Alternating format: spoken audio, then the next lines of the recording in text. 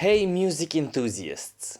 Today we're diving into the world of VST string libraries with the new adaptive strings from Kirk Hunter Studios, a VST instrument that promises to be your go-to when it comes to composing.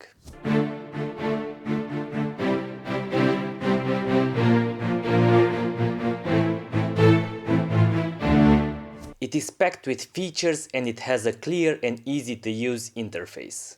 As you would expect, you have your violin, viola, cello and double bass. There is a wide range of attack modes that you can experiment with.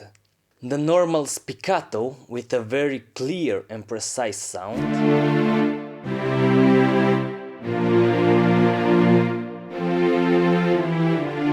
The pizzicato.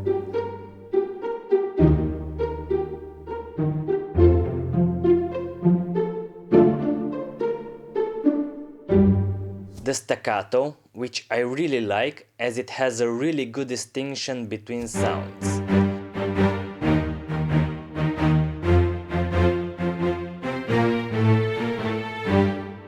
Détaché with a warmer sound.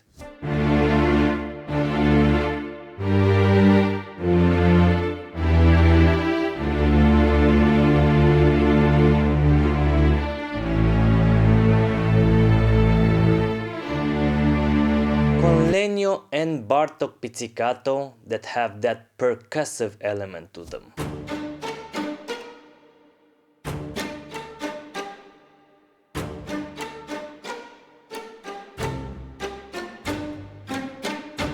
The last one is the no shorts that has a more legato feel to it. The emphasis by the guys at Kirk Hunter Studios is put on the different types of legato. The true legato that is more suitable for melodic and calm musical lines,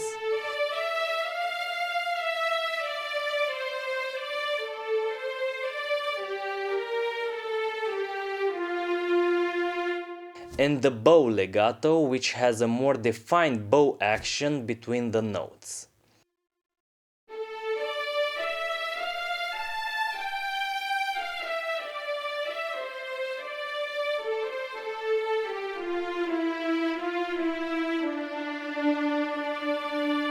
You have great control over every sound you make, so let's start with the reverb. I usually like to have a dedicated send channel for my reverb, but if you want to go into the library and just play for some inspiration, you have options right there. You can also have as much reverb as you require. When using it with a send reverb in your DAW, you should use the bone dry preset in the VST. One important part in any strings library is of course the modulation. I have mapped my m-vave SMC mixer to control it, so I can breathe life into the sound by bringing in the vibrato.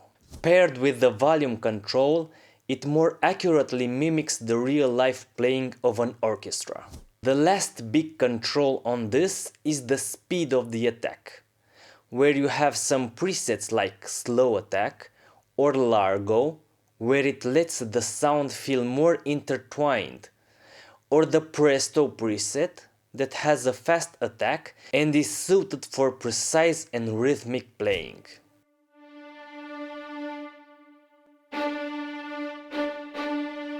This is made in the Home tab of the VST interface, so let's flip over to the Mix tab and see what we have there. Even more controls await that you can customize. Note limit for each instrument is a useful one, and also vibrato allocation.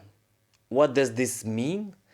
Well, for example, if you want your violins to have that big vibrato in contrast with your bass that you don't want any on, you can set it up that way. You can mute instruments easily if you want to play each instrument at a time, which you probably do in the context of a big composition with many layers. One useful addition is the EQ section that lets you have some sound design with your strings, to get maybe a more synthy feel to them. This is where you can experiment.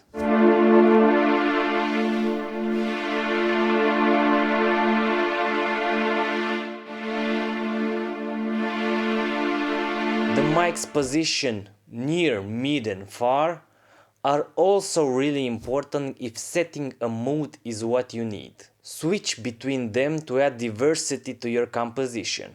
There are also some things that didn't hit me quite right. First off, the loading time the first time you load it into a project. It takes a bit longer than I'd like. Second, resource consumption. This thing requires some attention from your processor. This might be my aging laptop showing its limitations, but nonetheless it was my experience and I thought it would be worth mentioning. Of course, I had to set up a live loop as an easy and hopefully useful example.